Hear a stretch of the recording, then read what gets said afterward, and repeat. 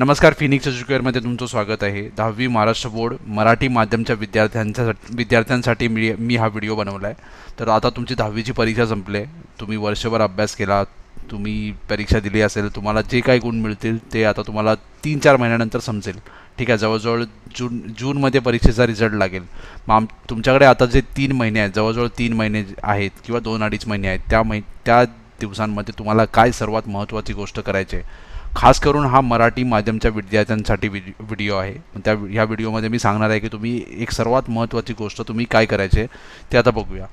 ठीक आहे, सर्वात पहिलं बघा, मी आता रिझल्टबद्दल बोलतो आहे की तुम्हाला काय घाबरायचं नाही आहे. 10वीचा रिझल्ट तर चांगलाच लागतो. जर तुम्ही अभ्यास केलेला असेल त्याचे चांगले गुण तुम्हाला मिळतील.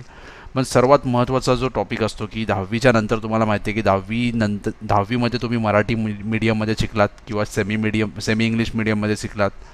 पण आता तुम्हाला 11वीला गेल्यानंतर 11वी सायन्स घ्या किंवा कॉमर्स घ्या किंवा डिप्लोमा घ्या, काही करा, तुम्हाला आता इंग्लिशमधून उत्तरं किंवा इंग्लिशमधून अभ्यास करावा लागतो. जे पण विषय असतात ते इंग्लिशमध्ये असतात. मग तुम्हाला आता इंग्लिशचा अभ्यास करावा लागेल. ठीक आहे, इंग्लिश जर तुमचं कच्चं असेल, जर आतापर्यंत इंग्लिश कच्चं असेल तर तुम्ही 11वीला पण तसंच गेलात तर काय होणार, तुम्हाला प्रॉब्लेम होणार आहे. 11वीमध्ये बरेच विद्यार्थी असतात ज्यांना 10वीला खूप चांगले गुण मिळतात पण 12वीला खूप कमी गुण मिळतात. त्याचा एक महत्त्वाचा कारण असतो इंग्लिश त्यांचं कच्चं असतं. दुसरे कारण असतात की त्यांना सायन्स किंवा कॉमर्स जे काही ते घेतात ते समजत नाही. पण सर्वात मोठी गोष्ट असते मराठी मीडियमच्या विद्यार्थ्यांसाठी की त्यांचं इंग्लिश थोडं कच्चं असतं. आणि तुम्हाला 11वीला गेल्यानंतर तुम्हाला इंग्लिश मीडियमच्या विद्यार्थ्यांबरोबरच तुम्हाला ॲडमिशन मिळणार आहे. त्यांचा जो अभ्यास असतो तोच तुमचा अभ्यास असणार आहे. मग त्यांना थोडा ॲडव्हान्टेज असतो, त्यांना थोडा फायदा असतो. पण तुम्हाला जर त्यांच्याबरोबर कॉम्पिटिशन करायचं असेल किंवा त्यांच्याबरोबर स्पर्धा करायची असेल, मग तुम्हाला इंग्लिश येणं खूप महत्त्वाचं आहे. ठीक आहे, सर्वात मोठी गोष्ट काय असते की मराठी मीडियमच्या विद्यार्थ्यांसाठी की त्यांना इंग्लिशबद्दल भीती असते. मग तुम्हाला घाबरायचं नाही आहे. आपने घबराना नाही आहे. एक कॉमेडी किंवा एक मीम आहे की तुम्हाला घाबरायचं नाही आहे. सर्वात मोठी गोष्ट असते की मुलं काय करतात, घाबरतात. घाबरल्यामुळे काय असतं की त्यांना येतं तरी पण ते बोलत नाहीत. तुम्हाला घाबरायचं नाही आहे. इंग्लिश बघा, इंग्लिशबद्दल घाबरायची काही गरज नाही आहे. इंग्लिश एक भाषा आहे फक्त. की भाषा म्हणजे काय असते की आपण आपली मत मांडण्यासाठी किंवा बोलण्यासाठी जी भाषा वापरतो, इंग्लिशमध्ये ज्ञानाची मोजमाप करण्याची भाषा नाही आहे की तुम्हाला ज्ञान किती आहे, तुम्ही इंग्लिश चांगलं येतं तर तुम्ही खूप हुशार आहात, असं नसतं. असे जगातले खूप सारे देश आहेत, जसं की तुम्ही उदाहरण घ्या, फ्रान्स आहे. ठीक आहे, किंवा काही देशांमध्ये स्पॅनिश बोलतात, काही देशांमध्ये फ्रेंच बोलतात, जर्मन बोलतात. त्या लोकांना पण इंग्लिश वगैरे काही येत नाही, तुटकी मुटकी इंग्लिशच बोलतात. पण त्याचा अर्थ असा नाही की ते खूप मागास आहेत किंवा ते त्यांना काहीच येत नाही. मग इंग्लिश फक्त एक भाषा आहे की आपण जसं पुढे शिकणार आहोत 11वीमध्ये, मग तुम्हाला इंग्लिशची गरज भासणार आहे. मग ह्याचा अर्थ असा नाही की इंग्लिश तुम्हाला येत नाही मग तुम्ही मूर्ख आहात किंवा तुम्हाला काहीच येत नाही, असं नाही आहे. पण तुम्हाला पुढे जर जायचं असेल, तुम्हाला पुढे नोकरी करायची असेल, काही करायचं असेल, तर तुम्हाला इंग्लिश येणं खूप गरजेचं आहे. ठीक आहे, कुठल्याही तुम्ही क्षेत्रामध्ये जा, इंग्लिश तुम्हाला आलंच पाहिजे. म्हणून तुम्हाला त्याचा अभ्यास करायचा आहे. मग याचा अर्थ असा नाही की इंग्लिश येत नाही म्हणजे मूर्ख असतो माणूस, असं नाही आहे. पण इंग्लिश आलं पाहिजे. मग तुम्ही घाबरू नका. खूप सारे विद्यार्थी घाबरतात, त्यामुळे त्यांना वाटतं की अरे कसं होणार माझं. जे गावातले विद्यार्थी आहेत किंवा खेडेगावात असतात किंवा ते काही चांगल्या शाळेत शिकलेले नसतात, त्यांना असं वाटतं की इंग्लिश म्हणजे काय, मला येत नाही म्हणजे मी काहीच करू शकत नाही, असं काही नसतं. पण तुम्ही मी पुढे जे सांगणार आहे व्हिडिओमध्ये ते सोप्या पद्धती आहेत. त्या पद्धतीची जर तुम्ही वापर केला तर तुम्ही चांगल्या पद्धतीने इंग्लिश शिकू शकता. ठीक आहे, मग तुम्हाला जर चांगले गुण मिळवायचे असतील 12वीमध्ये तर इंग्लिश येणं खूप महत्त्वाचं आहे. सर्वात पहिले बघा, कोणतीही भाषा आपण कशी शिकतो, पहिलं काय करतो, ऐकतो. लहान जेव्हा आपण असतो तेव्हा आपण जे मोठे माणसं आपल्या आजूबाजूला बोलत असतात त्यांचं ऐकतो. ते ऐकल्यानंतरच आपल्याला ती भाषा येऊ लागते. मग पहिलं काय करायचं, पहिलं काय करतो, आपण ऐकतो, त्यानंतर बोलतो. हे मी त्याला उलटं लिहिलं आहे की आपण बोलतो. ठीक आहे, ती भाषा बोलतो, ऐकल्यानंतर आपण बोलतो. पण आपली जी मराठी भाषा, आपण जे मराठी बोलतो घरी किंवा कोणतीही भाषा आपण घरी बोलतो, ती काय करतो, पहिलं आपण ऐकतो, नंतर बोलायला सुरुवात करतो, नंतर वाचायला किंवा लिहायला सुरुवात करतो. आता आपण कसे, आपण मोठे आहोत आता, मग आपण जर इंग्लिश शिकतोय तर पहिलं काय करायचं, आपल्याला ऐकायचं आहे, नंतर वाचायचं आहे, नंतर बोलायचं आहे, नंतर लिहायचं आहे इंग्लिशमध्ये. ठीक आहे, आता आपण एक एक टप्पा बघूया. लिसनिंग म्हणजे काय, ऐकणं. की तुम्ही इंग्लिश कधी शिकाल, जेव्हा तुम्ही इंग्लिश ऐकाल. मग इंग्लिश ऐकायचं आहे तर इंग्लिश कुठे ऐकायचं आहे, तुम्ही काय करू शकता, इंग्लिश साऊंड, इंग्लिश जे जसं मराठीमध्ये अ आ इ ई किंवा जे स्वर किंवा आहे तसं मराठीमध्ये पण असतात, इंग्लिशमध्ये पण असतात. इंग्लिशमध्ये कॉन्सोनंट्स किंवा त्यांना आपण वोवेल वगैरे बोलतो, जसं ए ई आय ओ यू, हे काय आहेत, हे साऊंड आहेत किंवा आवाज आहेत. फिनेटिक्स त्याला फिनेटिक्स बोलतात, फोनिक्स बोलतात, सॉरी फोनिक्स बोलतात. मग ते तुम्हाला समजलं पाहिजे की उच्चार कसा करायचा आहे. साऊंड्स म्हणजे काय, आवाज असतात हे. हे सगळे आवाज आहेत. हे आवाज जसे इंग्लिशमध्ये आहेत तसे मराठीमध्ये आहेत, तसे इंग्लिशमध्ये असतात. मग तुम्हाला जे समजेल की तुम्ही उच्चार कसा करणार, तरच तुम्हाला समजणार की तुम्ही वाचायचं कसं, तुम्ही वाचणार तसंच. जेव्हा तुम्ही ऐकता तेव्हा तुम्हाला समजतं की समोरचा माणूस उच्चार कसं करतोय. तुम्ही काय करू शकता, जे छोट्या मुलांसाठी इंग्लिशमध्ये कार्टून असतात, लहान मुलांसाठी, एकदम लहान मुलांसाठी ते कार्टून तुम्ही सध्या बघू शकता. किंवा तुम्ही जे एक तुम्हाला समजा क्रिकेट आवडत असेल, मग तुम्ही क्रिकेटची कॉमेंट्री इंग्लिशमध्ये बघू शकता. मग तुम्हाला समजेल की ते काय बोलत आहेत, समोर काय प्रसंग घडतो आणि ते कसे बोलत आहेत. मग तुम्ही जे सोपे सोपे जे आपले काही कॉमेंटेटर आहेत, इंडियन कॉमेंटेटर आहेत, त्यांचे तुम्ही कॉमेंट्री ऐकू शकता. मग तुम्हाला अंदाजा येतो की कसा माणूस बोलतोय, काय बोलतोय. जेव्हा तुम्ही इंग्लिश ऐकता तर तुम्हाला काही शब्द समजतात, नवीन शब्द समजतो. की समजा काही शब्द एकाने शब्द घेतला, शब्दाचा वापर केला, मग तो शब्द तुम्हाला समजतो. मग तो शब्द तुम्ही काय करू शकता, तुमच्या रोजच्या जीवनामध्ये वापरू शकता. शब्द जेव्हा तुम्हाला नवीन समजतो, मग तुमची काय असते, वोकॅबलरी वाढते. वोकॅबलरी म्हणजे काय, शब्दसंग्रह.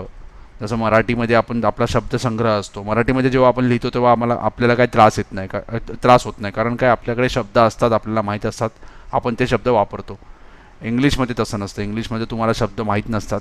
का माहीत नसतात, कारण तुम्ही वाचत नाही किंवा तुम्ही ऐकत नाही. मग जेव्हा तुम्ही ऐकता तर तुम्हाला काय असतात, नवीन शब्द समजतात. मग ते शब्द तुम्ही नोंद करू शकता, शब्द लिहून ठेवू शकता. रोज एक शब्द तरी शिकण्याचा प्रयत्न करा, नवीन शब्द शिकण्याचा प्रयत्न करा, त्याचा अर्थ काढा आणि तशी तुमची वोकॅबलरी वाढेल. जास्त शब्द खूप शिकण्याची गरज नाही आहे. जे आपल्या कामाचे शब्द आहेत ते शब्द तुम्हाला समजले पाहिजेत, तुम्हाला माहिती पाहिजेत. त्याची वोकॅबलरी बनवा किंवा शब्दसंग्रह बनवा. ठीक आहे. त्यानंतर रीडिंग म्हणजे काय, read English books, text books, newspaper etcetera. आता हे वाचून तर तुम्हाला सोपं एकदम समजलं असेल. मी मुद्दामून हा व्हिडिओचं जे जे स्लाईड्स आहेत ते इंग्लिशमध्ये बनवले आहेत, कारण तुम्हाला समजेल की किती सोपं असतं. तुम्ही वाचून ह्याचा अर्थ तुम्ही काढू शकता. जसं की रीड इंग्लिश बुक्स म्हणजे इंग्लिश पुस्तकं वाचायचे आहेत. आता तुमच्याकडे पुस्तकं नसतील तर तुम्ही काय करू शकता, जे आपले पहिलीपासून ते 10वीपर्यंतचे जे टेक्स्टबुक आहेत, जे पाठ्यपुस्तक आहेत इंग्लिशवाले, मराठी मीडियमसाठी तुम्हाला होते किंवा इंग्लिश मीडियमचे जे आहेत, इंग्लिश मीडियमचे आधी वाचू नका, मराठी मीडियमचे डाउनलोड करा. सर्व आपल्या बालभारती वेबसाईटवरती आहे, ते सर्व डाउनलोड करून घ्या आणि ते वाचायला सुरुवात करा. पहिलीपासून वाचायला, तुमचं इंग्लिश खूपच कच्चं असेल तर पहिलीपासून वाचायला सुरुवात करा. पहिलीमध्ये कसं होतं, दुसरीमध्ये कसं होतं, ते वाचायला सुरुवात करा आणि त्याचा अर्थ समजून घ्या. ठीक आहे. तुमच्याकडे टाईम असेल किंवा तुम्ही इंटरनेटवरती न्यूजपेपर वाचू शकता, टाइम्स ऑफ इंडिया वगैरे वाचू शकता. त्याची भाषा थोडी सोपी असते. टाइम्स ऑफ इंडिया वगैरे वाचा. तुम्हाला जे आवडतं ते वाचा.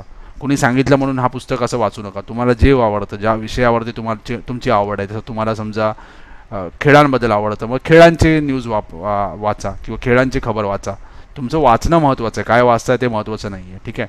त्यानंतर जर तुम्हाला काही शब्द येत नसतील, पहिलं काय करा, वाचून समजण्याचा प्रयत्न करा की या वाक्यामध्ये किंवा या पॅरेग्राफमध्ये काय बोललेलं आहे, की काय आहे, यामध्ये काय दिलेलं आहे.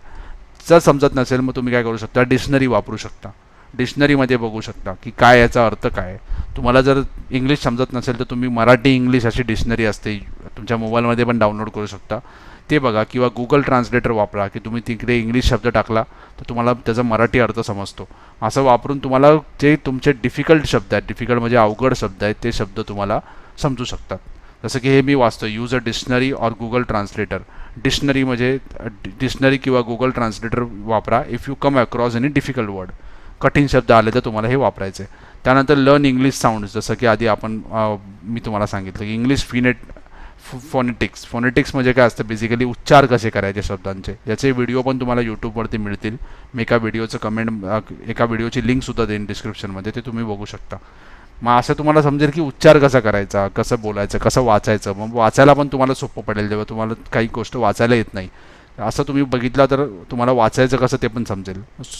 छोटे छोटे शब्द वाचायचा प्रयत्न करा सुरुवातीला, नंतर मोठे शब्द वाचायचा प्रयत्न करा. जसं मराठीमध्ये बघा, आपण छोटे छोटे शब्द वाचतो, नंतर आपण जोडाक्षर वगैरे वाचायची सुरुवात करतो. तसंच करायचं इकडे. शब्द तोडून तोडून वाचायचे. मग याचा उच्चार कसा असला पाहिजे, काय असलं पाहिजे, सगळं तुम्ही इंग्लिश फोनेटिक्स समजलं तर तुम्हाला सगळं येणार उच्चार वगैरे करायला. नंतर बेसिक इंग्लिश ग्रामर शिका.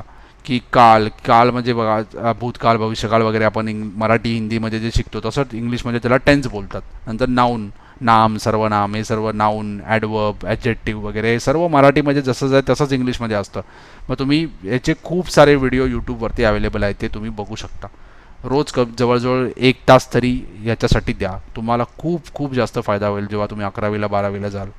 ठीक आहे. त्यानंतर स्पीकिंग म्हणजे काय, बोलतो आपण, की सर्व झालं आपलं. पहिलं आपण काय केलं, ऐकलं, नंतर रीड करायला सुरुवात केली, नंतर आपल्याला बोलायचं आहे. आता बघा, तुम्हाला सुरुवातीला बोलायला खूप त्रास होणार आहे, खूप कठीण जाणार आहे तुम्हाला, पण जसं तुम्ही बोलायचा प्रयत्न कराल, न घाबरता तुम्ही बोलायचा प्रयत्न कराल, तसं तुमचं इंग्लिश सुधारत जाईल. मग तुमचे असे काही मित्र असेल ज्यांना इंग्लिश शिकायची आवड असेल किंवा शिकायचं असेल, असं तुम्ही एकत्र या आणि आपसामध्ये बोलायला सुरुवात करा. किंवा तुम्ही अशा लोकांना ओळखता ज्यांचं इंग्लिश थोडं चांगलं आहे, त्यांना भेटा, त्यांच्याशी बोला, त्यांना बोला की मला इंग्लिश शिकायचं आहे, माझं इंग्लिश सुधारायचं आहे. मग त्यांच्याशी बोलायला प्रयत्न करा. त्यांना सांगा की जेव्हा तुम्ही चुकता तेव्हा तुम्हाला सुधारायला सांगा. ठीक आहे. मग इंग्लिश बोला, स्पीक इन इंग्लिश. जितकं तुम्ही बोलाल तितकंच तुम्हाला कॉन्फिडन्स येईल. आणि तुम्ही जे रोज नवीन शब्द, जसं मी बोललो की नवीन शब्द जे शिकता, तो शब्दाचा अर्थ तुम्हाला माहीत असला पाहिजे आणि तो शब्द तुम्ही बोलताना वापरा. ठीक आहे. हे खूप पुढची स्टेप आहे. पहिलं तुम्हाला रीडिंग आणि लिस्निंग करावं लागेल. नंतर speak in English with your friends and relatives, की तुमचे जे फ्रेंड्स आहेत, रिलेटिव्स आहेत, त्यांच्याशी बोला. की याच्यामध्ये लाजायचं वगैरे काही नाही आहे. तुम्हाला जर सुधारायचं असेल तर तुम्हाला बोलावं लागेल. मग तुम्ही बोला त्यांच्याशी. असे काही ग्रुप्स बनवा मित्रांचे, ज्यांच्याबरोबर इंग्लिशमध्ये बोला. मग तो तुमचा सर्वांचंच इंग्लिश इम्प्रूव्ह होईल. ठीक आहे. त्यानंतर रायटिंग म्हणजे काय, लिहायचं आपण. हे सर्व तुमचं झाल्यानंतर तुम्हाला काय करायचं आहे, छोटे टॉपिक घ्या, स्वतःबद्दल लिहा. पहिलं इंग्लिशमध्ये छोटे दुसरे टॉपिक्स घ्या, ते तुम्हाला आवडतात त्याच्याबद्दल लिहा. तुम्हाला कुठला क्रिकेटर आवडतो त्याच्याबद्दल लिहा स्वतःहून, आणि कोणाकडून तरी ते चेक करून घ्या.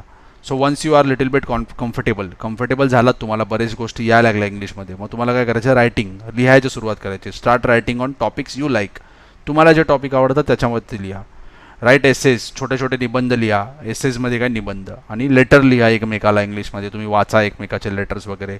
कसले लेटर लिहायचे तुमच्यावर डिपेंड आहे, पण लिहा.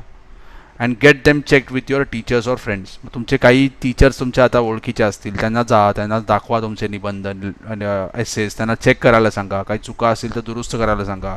तुमचे काही फ्रेंड्स असतील, मोठे असतील तुमच्यापेक्षा, त्यांना जर इंग्लिश चांगलं येत असेल त्यांच्याकडे जा, त्यांची मदत घ्या. काही करून शिकण्याचा प्रयत्न करा, कारण खूप महत्त्वाचं आहे. पुढे तुम्हाला खूप याचा फायदा होईल. तुम्ही या 2-3 महिन्यामध्ये जर तुम्ही मेहनत केली तर तुम्हाला पुढे तुमच्या आयुष्यभर त्याचा फायदा होणार आहे. त्यानंतर सर्वात महत्त्वाची गोष्ट, की स्टार्ट थिंकिंग इन इंग्लिश. सर्वात मोठी गोष्ट असते की आपण काय करतो, आपण मराठीमध्ये विचार करतो किंवा हिंदीमध्ये विचार करतो. त्यामुळे काय होतं, जेव्हा तुम्ही इंग्लिश बोलायचा प्रयत्न करता किंवा इंग्लिशमध्ये इंग्लिश लिहिता, तेव्हा काय होतं, आपण विचार मराठीमध्ये करतो. त्यानंतर आपण काय करतो, त्या मराठीमध्ये जे विचार केले त्याचा इंग्लिशमध्ये ट्रान्सलेट करायचा प्रयत्न करतो, मग लिहायचा प्रयत्न करतो. याच्यामुळे काय होतं, तुम्हाला इंग्लिश शब्द वगैरे सुचत नाहीत. जेव्हा तुम्ही इंग्लिशचा अभ्यास करता किंवा इंग्लिशचं काही त्याच्यापुढे काही तुम्ही कराल, जसं कॉमर्समध्ये जाल किंवा सायन्समध्ये जाल, तुम्हाला सर्व इंग्लिशमध्ये अभ्यास करायचा आहे. मग तुमचा विचार पण इंग्लिशमध्ये झाला पाहिजे. तुम्ही जे प्रश्नाबद्दल किंवा कुठल्याही टॉपिकबद्दल विचार करता तेव्हा इंग्लिशमध्येच विचार करा. जेणेकरून काय होईल, तुम्ही जेव्हा लिहाल किंवा जेव्हा वाचाल तर तुम्हाला इंग्लिशमधूनच त्याचा अर्थ समजेल. मग इंग्लिशमध्ये विचार करायची सुरुवात करायची. जेव्हा आपण विचार करतो तेव्हा मराठीमध्ये सध्या आपण करतो, मग इंग्लिशमध्ये लिहायला काय करतो, आपण मराठीमधलं इंग्लिशमध्ये ट्रान्सलेट करतो, मग लिहितो, मग खूप टाईम लागतो. त्याच्याऐवजी काय करा, तुम्ही इंग्लिशमध्येच विचार करा. म्हणजे जे आपल्याला समजा एक प्रश्न एका टॉपिकबद्दल समजायचं आहे, एका गोष्टीबद्दल समजायचं आहे, मग ते इंग्लिशमध्येच समजण्याचा प्रयत्न करा, इंग्लिशमध्येच त्याच्याबद्दल विचार करा. मग याचा अर्थ ह्याच्यावरून काय होईल की तुमचा इंग्लिश सुधारण्याचा प्रयत्न होईल किंवा इंग्लिश सुधारेल. मला आशा आहे की या व्हिडिओबद्दल मला आशा आहे की तुम्हाला या व्हिडिओमधून खूप खूप गोष्टी शिकायला मिळाल्या असतील. जर व्हिडिओ आवडला असेल तर तुम्ही तुमच्या मित्रांबरोबर किंवा मैत्रिणींबरोबर शेअर करू शकता आणि अधिक व्हिडिओंसाठी चॅनलला सबस्क्राईब करू शकता. व्हिडिओ बघितल्याबद्दल धन्यवाद.